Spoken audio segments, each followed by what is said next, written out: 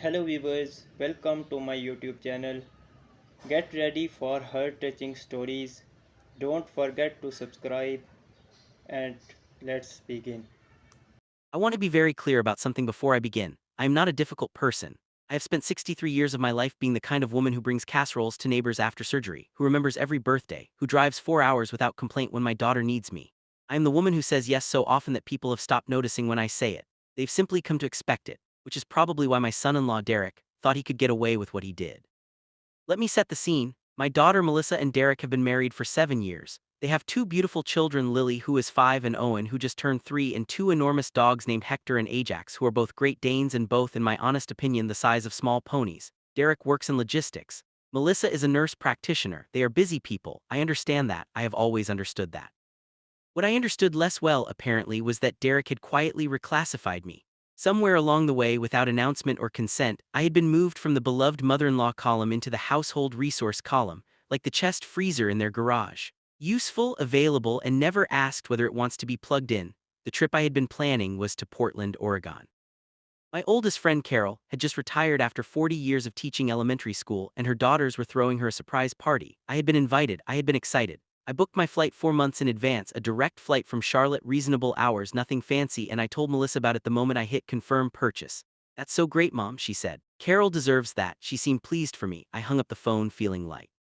2 weeks before my trip, Melissa called to tell me that she and Derek had decided to take the kids to Hilton Head for a long weekend. They'd found a deal on a rental house. Derek's parents were also coming. It was going to be wonderful. "That's the same weekend as my Portland trip," I said. "I know," Melissa said, "but Derek's parents are already booked, and we were really hoping you could stay at the house with Hector and Ajax." I want you to notice that she did not ask. She said they were hopping. I could, which is the grammatical form a request takes when the person using it is not actually prepared to hear the word no. "Melissa," I said carefully, "I have a plane ticket, I have a non-refundable hotel reservation, I have a dress I bought specifically for Carol's party." There was a pause. "Can't you reschedule? It's a surprise party. There's only one date." Another pause. "I'll talk to Derek." Derek called me the next morning, not to negotiate, to inform. His tone was the one he uses when he's explaining to the kids why they can't have ice cream for dinner. Patient, final, faintly condescending. "We really need someone at the house," he said. "The dogs can't go to kennel, Ajax gets anxious, and we can't just leave them." "I understand that," I said, "but I have a trip planned. It's just a party." I took a breath. "It's Carol's retirement party. I've known her since we were 22 years old." "Get that?" he said, in a voice that made it very clear he did not get that at all. "But family has to come first." I would like to pause here and note the magnificent audacity of a man invoking family as the reason his wife's mother should cancel her vacation to babysit his dogs while he vacationed at the beach with his own parents. "Derek," I said, "I've already purchased my ticket. We'll pay you back for the ticket. It's not about the money." "Then what's the problem?" "The problem," I did not say, "is that you are treating me like staff. The problem is that you have never once asked me what I want. The problem is that you called me to tell me what I was doing, not to ask." What I said instead was, "Let me think about it." I did not think about it for long, because that afternoon I discovered what Derek had already done. I received an email from the airline. My flight had been canceled. Not by the airline, by someone who had logged into my account and canceled it on my behalf. I stared at the email for a very long time. I thought about who had my login information. I had given it to Melissa once 2 years ago when she helped me rebook a connection I'd missed. I called Melissa. She didn't answer. I called Derek. He answered on the second ring. "Hey Linda, you cancel my flight." The pause that followed was a fraction of a second too long. "I thought it would be easier," he said. "You were going to have to cancel anyway, so." "You canceled my flight," I repeated. "Without asking me." I was trying to help. "Without my permission, Derek. You went into my account and you canceled my flight." He shifted into his explaining voice again. "Look, you were going to miss the party either way, and this way you get the refund back to your card instead of losing the whole." I hung up. I sat at my kitchen table for about an hour. I am not a person who acts in anger. I have learned over 6 decades that the things you do in the hottest moment of fury are often the things you later have to apologize for. So I sat. I drank a glass of water. I let the feeling move through me like weather. And then I opened my laptop. Derek and Melissa had 4 trips booked in the next 8 months. I knew this because Melissa had mentioned all of them to me, usually in the context of asking whether I'd be available to help with the kids or the dogs during each one. There was an anniversary weekend in Asheville in June, a family trip to Disney in July for which Derek's parents were flying in and staying with the dogs, a work conference Derek was attending in Las Vegas in September, and a girls' trip Melissa had planned with her nursing school friends in October to Nashville. Melissa used the same travel booking platform for all of them. I knew this because she'd complained once that Derek was bad at keeping track of the login, and she'd sent it to me once so I could check something for her. It took me less than 15 minutes. I canceled all 4. I made sure every cancellation went to the refund option where available. I wasn't trying to cost them money. I was trying to make a point. I wanted them to open their email and feel, for just one moment, what it felt like to have something taken from you without discussion, without permission, without even a courtesy call. Then I called Carol and told her I was coming to Portland. I rebooked my flight, a slightly less convenient connection this time but available, and I emailed the hotel to confirm my reservation was still active. It was. I didn't hear from either of them until the next morning when Melissa called, and I could tell immediately from the sound of her breathing that she already knew. Mom. Morning, Melissa. Derek told me what you did. He tell you what he did first? She was quiet for a moment. He said he thought you were going to cancel anyway, Melissa. He went into my account. He canceled my trip without asking me. He made a decision about my life as though I were not a person who gets to make decisions about my own life. I know, she said quietly. I know he shouldn't have done that. Do you? Another silence. I didn't know he was going to do it. I want you to know that. I believed her. Melissa is not a cruel person.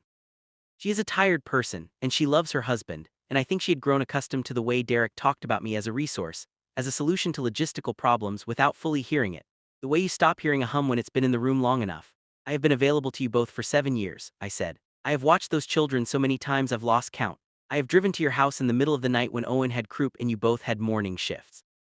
I have dog-sat Hector and Ajax so many times that Ajax now comes to me first when he wants a treat, which I suspect Derek has never noticed. She laughed a little even though she was crying. Love all of you, I said, but I am not staff, I am not a resource, I am your mother, and I would like to be treated like one. Derek called me that afternoon. His voice was different this time, not the explaining voice, not the informing voice, something smaller. Owe you an apology, he said. I waited. I shouldn't have canceled your flight, that was wrong. I did it because I was frustrated and I thought, I don't know what I thought, that it would just solve the problem, he exhaled.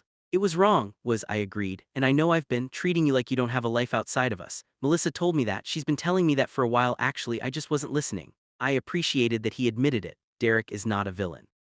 He is a man who got comfortable, and comfort has a way of making people thoughtless. I'm going to Portland, I said. I'll be back Sunday evening. After that, if you want to talk about the trips I canceled, I'm happy to sit down with you both. Yeah, he said, I'd like that. Party was everything Carol deserved. She walked into that room and dissolved into the most beautiful, overwhelmed, joyful tears I've ever seen. And I stood there in my dress that I'd bought specifically for the occasion, and I thought, I earned this moment. Not just by being Carol's friend for 40 years, but by refusing for once in my life to disappear quietly into someone else's schedule. We talked about that later, Carol and I, sitting on her daughter's back porch long after the other guests had gone. I told her the whole story. Good for you, she said without hesitation. You don't think I went too far? She thought about it, really thought, the way Carol has always thought about things, carefully, honestly, without just telling me what I wanted to hear.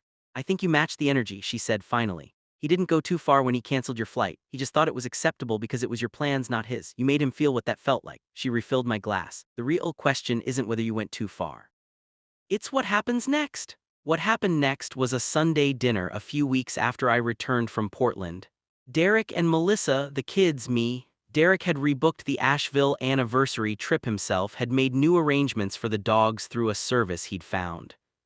He didn't mention the other trips I'd canceled, and neither did I. We sat at the table and Owen told a very long, mostly incoherent story about a bug he'd seen at preschool, and Lily corrected him repeatedly with great authority, and Derek and I both laughed at the same moment over something she said. It wasn't a dramatic reconciliation.